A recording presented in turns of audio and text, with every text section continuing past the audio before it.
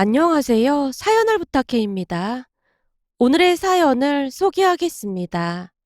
어느 날 가족들이 할머니, 할아버지 집에 모여서 식사를 하고 있었어요.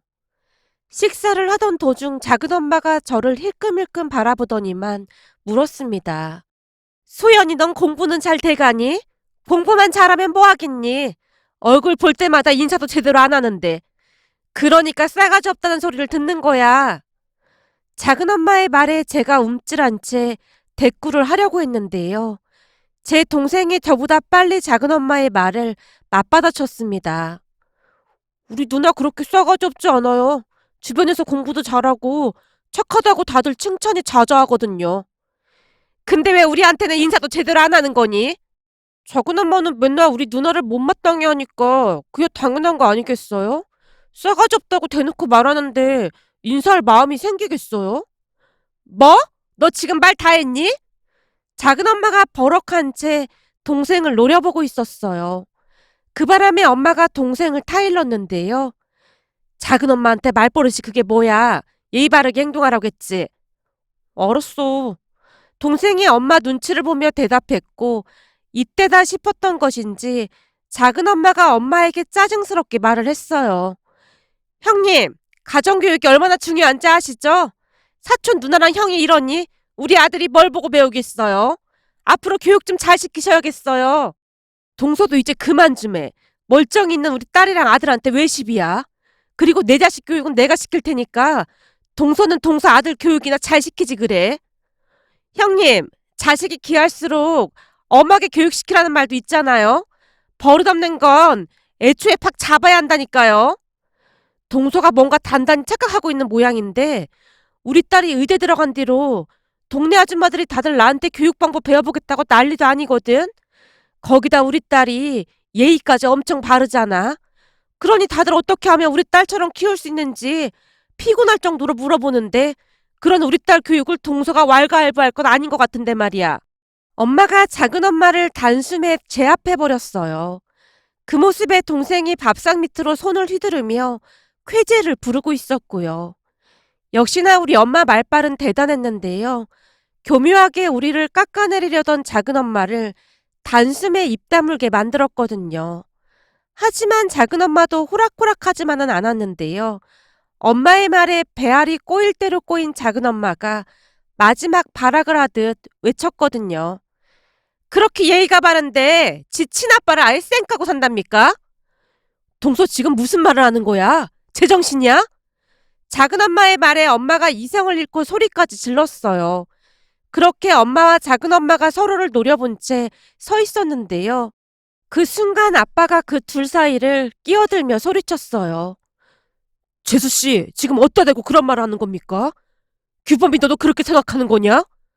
아빠가 작은아빠까지 노려본 채 소리쳤는데요. 아닙니다, 형님. 제가 감히 그럴 리가요. 제가 무슨 염치로 그런 생각을 하겠어요. 당신 진짜 제정신이 아니구만. 당신이 무슨 염치로 그런 말을 꺼내고 있어. 당장 입 다물지 못해? 왜? 내가 못할 말 했어? 엄연한 당신 친딸인데 왜 딸이라는 말도 못하고 살아야 하는 거야? 작은엄마가 마지막까지 발악을 하다가는 작은아빠에게 끌려나가고 있었어요. 형님, 형수님, 정말 죄송합니다. 다 제 잘못입니다. 작은아빠가 우리 부모님께 그 말만을 남기고 나가버렸는데요.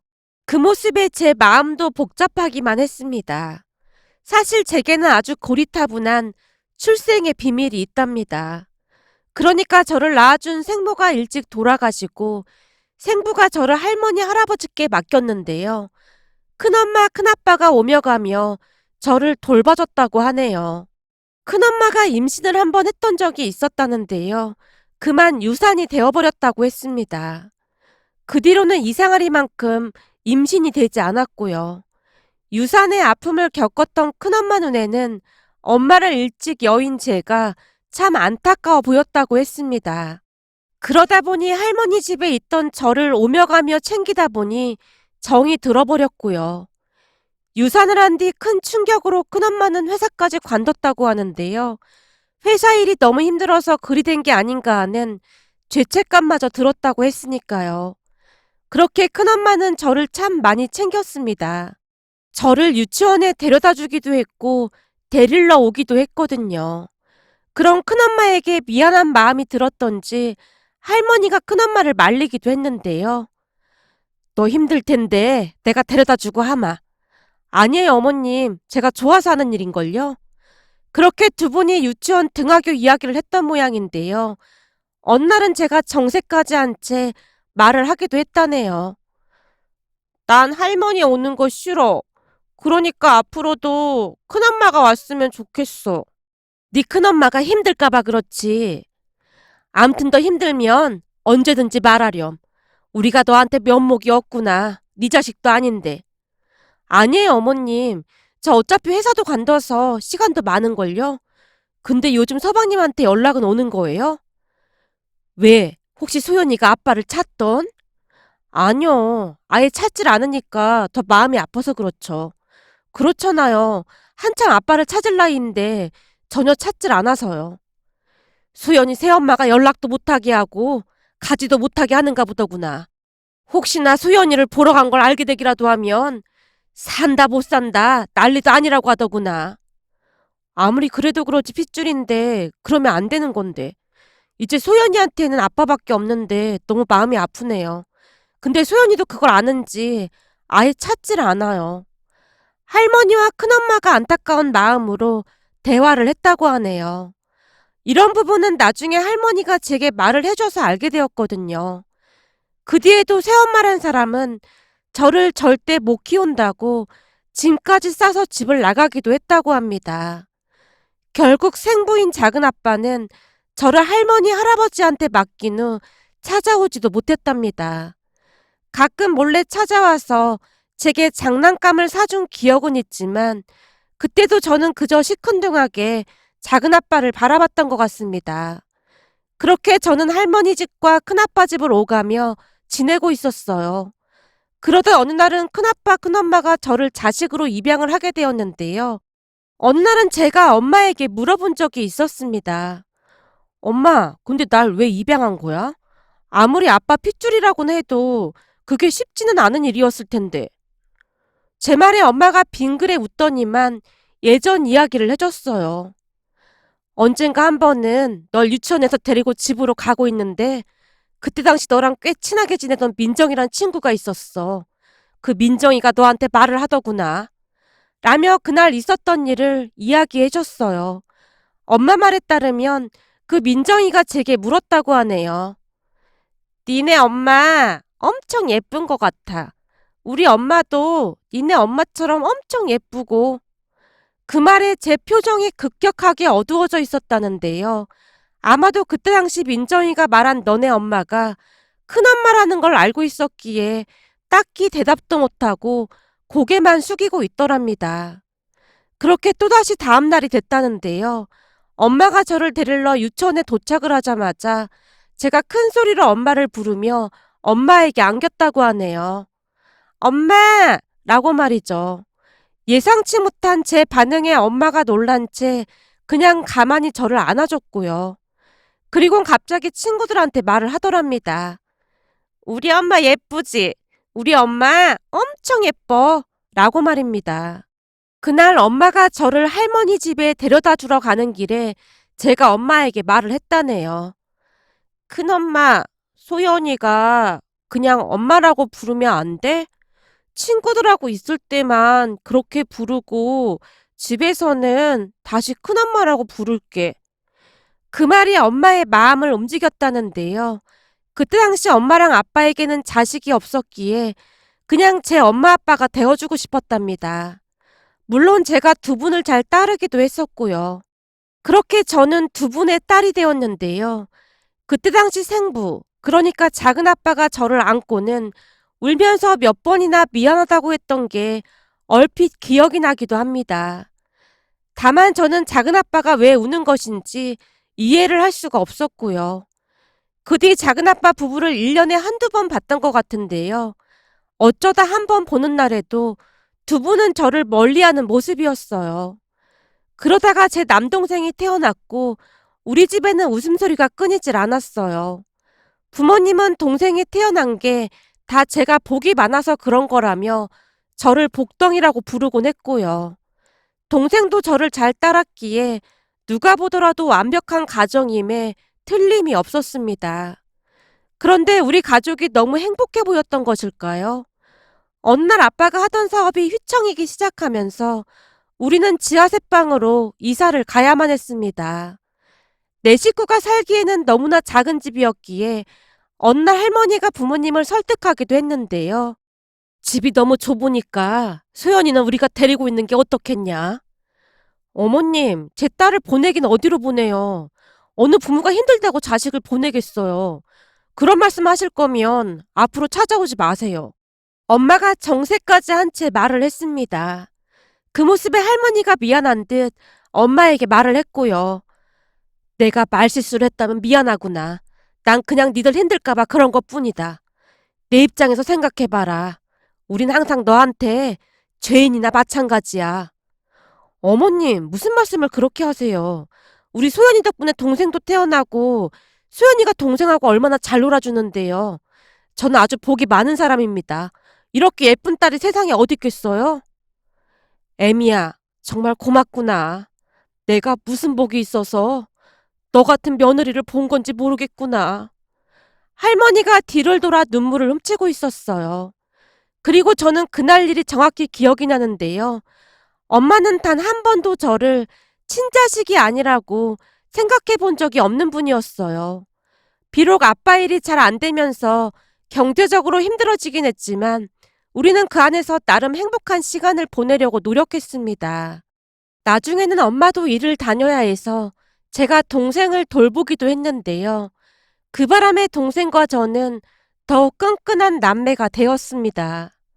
그러다 어느 날은 친구들이 우리 집에 놀러 오고 싶다는 말을 했어요. 처음에는 제가 웃으면서 거절을 했지만 다른 친구들 집에는 다들 몇 번씩 놀러 가곤 했었기에 우리 집만 남아 있었어요. 그때 당시에는 그냥 친한 친구들끼리는 그렇게 지내는 게 유행처럼 되어 있었거든요. 결국 제가 엄마한테 어렵게 말을 꺼냈어요. 엄마, 이번 주 토요일 날 친구들이 놀러 오고 싶다는데. 토요일 날? 알았어. 엄마도 우리 딸 친구들 엄청 보고 싶었는데 잘 됐네. 근데 음식이랑 해야 하는데 엄마 힘들어서 어떡해? 그냥 떡볶이랑 햄버거만 사서 놓으면 될 것 같긴 해. 다른 친구들 엄마들도 그렇게 하거든. 딸, 그런 걱정은 네가 하는 게 아니야. 무슨 말인지 알겠니? 엄마가 다 알아서 할 테니까 아무 걱정하지 말고 있어. 엄마가 활짝 웃고 있었는데요. 집안 형편을 너무나 잘 알고 있었던지라 제 마음이 편할 수가 없었어요. 친구들이 오기 전날 걱정이 돼서 밤을 꼬박 새웠을 정도였으니까요. 그렇게 다음날 친구들을 마중하러 나갔다가 집에 들어갔는데요.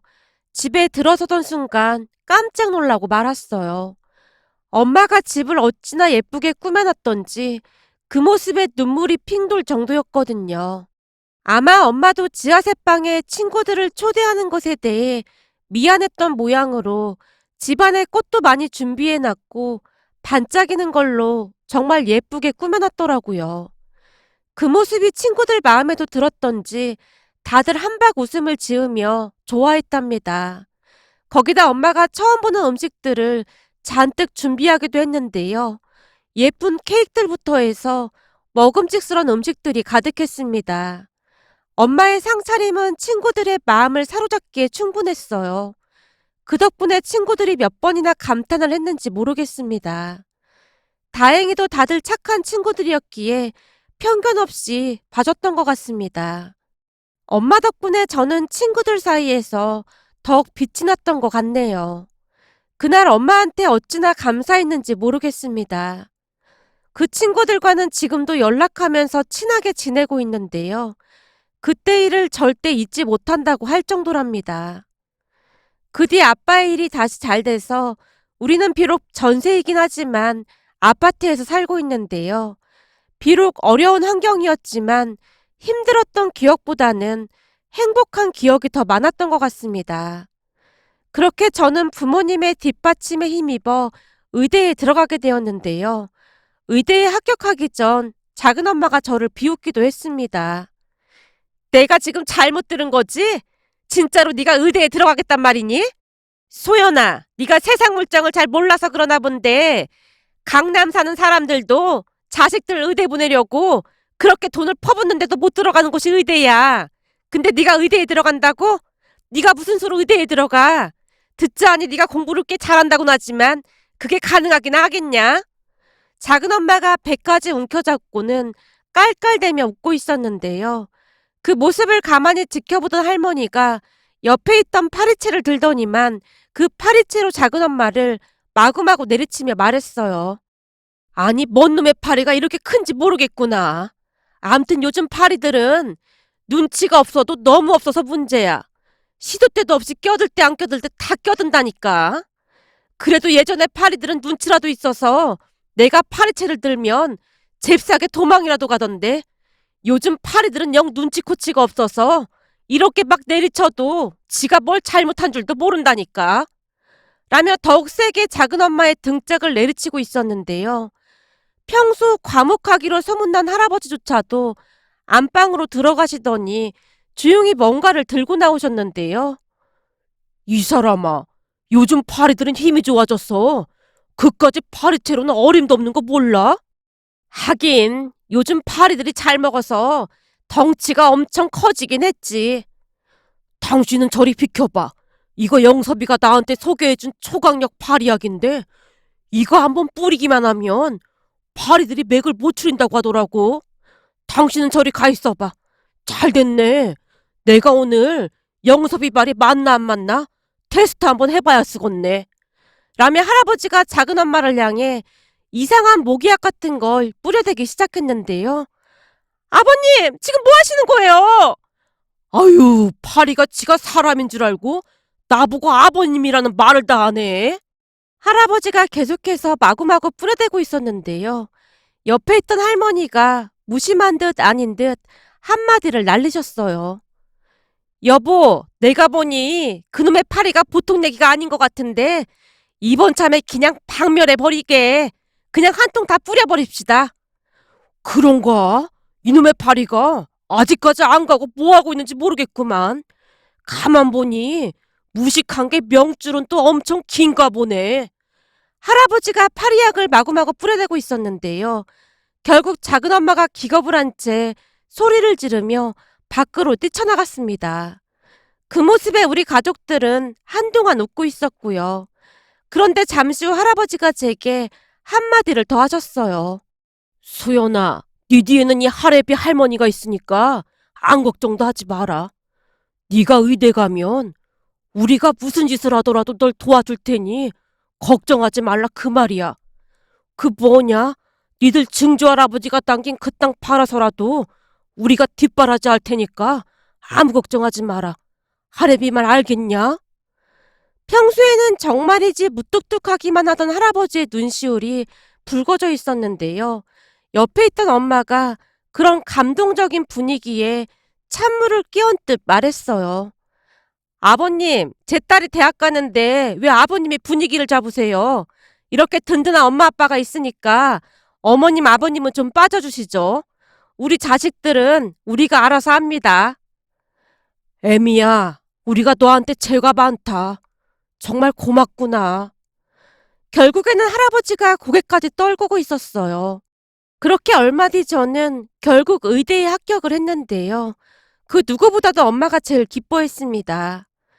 네가 이 엄마 한을 풀어주는구나. 엄마 한이 뭔데? 라며 제가 놀리듯 물었는데요.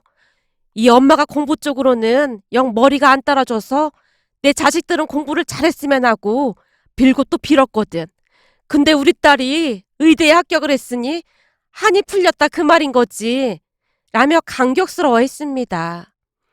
그러다 어느 날은 엄마가 저를 데리고 어디론가로 갔는데요. 엄마, 어딜 가는 거야? 너 대학 합격하면 꼭 한번 데리고 가려고 했었어. 그게 어딘데? 제 물음에 엄마가 잠시 숨을 고르다가는 조용히 말을 이어갔어요. 소연아, 엄마는 말이야. 단 한 번도 너를 내 친딸이 아니라고 생각해 본 적이 없다. 당연한 얘기를 분위기까지 자꾸 말하고 있어. 사실 말이야. 우리 지금 널 낳아준 생모가 있는 낙골당에 가는 중이야. 내 생모? 그래. 그동안 엄마랑 아빠는 가끔 가서 네 소식 전하고 그랬어. 거기에 외가 가족들도 오기로 했다. 오늘이 기일이어서 겸사겸사 너도 보고 싶다고 해서 말이야. 그렇게 저는 그곳에서 생모의 외가 가족들까지 만나게 되었는데요. 워낙 오랜만에 봐서 어떠한 감정이 남아있거나 그렇진 않았습니다. 다만 생모의 사진을 보는데 저와 너무나 많이 닮아서 조금 놀라기는 했던 것 같아요. 엄마는 제가 의대에 합격했다는 말을 전하고는 생모에게 고맙고 미안하다고 했는데요. 엄마는 당신에게 저같이 예쁜 딸을 보내줘서 너무너무 고맙다는 말을 몇 번이나 했습니다. 그렇게 우리 가족은 행복한 시간을 보내고 있었어요. 부모님은 혹여나 제가 의대 공부를 하면서 아르바이트라도 할까 싶어서 노심초사하는 분위기였는데요. 다들 아시겠지만 의대 공부가 보통 힘든 공부가 아니었거든요. 공부를 하면서 코피를 여러 번 쏟기도 하고 그랬는데요. 그럴 때마다 엄마가 발을 동동 구르며 어쩔 줄을 몰라 했어요. 홍삼에 한약에 좋은 것이 있다고 하면 그게 뭐든지 다 구해다 주셨거든요. 그런데 제가 의대에 합격을 하고 곧 의사가 된다는 말에 작은 엄마에게도 심경의 변화가 생겼던 것 같은데요. 평소에는 할머니 집에 1년에 한두 번 올까 말까 했던 사람이 우리 가족이 갈 때마다 와서는 말도 안 되는 소리를 했습니다. 그래도 우리 그이가 친아빠인데 그만한 대접은 해줘야 하는 거 아니겠니? 생각해봐라. 네 친아빠가 없었으면 네가 이 세상에 나올 수나 있었겠니? 작은 엄마는 저를 따라다니면서 시종일관 같은 말을 했어요. 그러던 어느 날, 그날도 작은 엄마가 제게 생부 타령을 하면서 앞으로 작은 아빠와 잘 지내라고 몇 번이나 말을 하고 있었는데요. 가만히 듣고만 계시던 할아버지가 안방으로 들어가시더니만 뭔가를 들고 나오셨어요. 그 모습에 할머니가 할아버지에게 물었고요. 아니, 그 파리채는 왜 들고 나온 거야? 파리도 없구만. 아버님, 이게 파리채예요? 이걸로 파리를 어떻게 잡아요? 엄마가 궁금한 듯 할아버지가 들고 있던 파리채를 바라봤는데요. 이게 말이다. 요즘은 세상이 좋아져서 이제는 이런 파리채가 인기라잖니. 네 시아버지 친구 영섭이란 사람이랑 같이 가서 사왔는데 아주 성능이 어마어마해.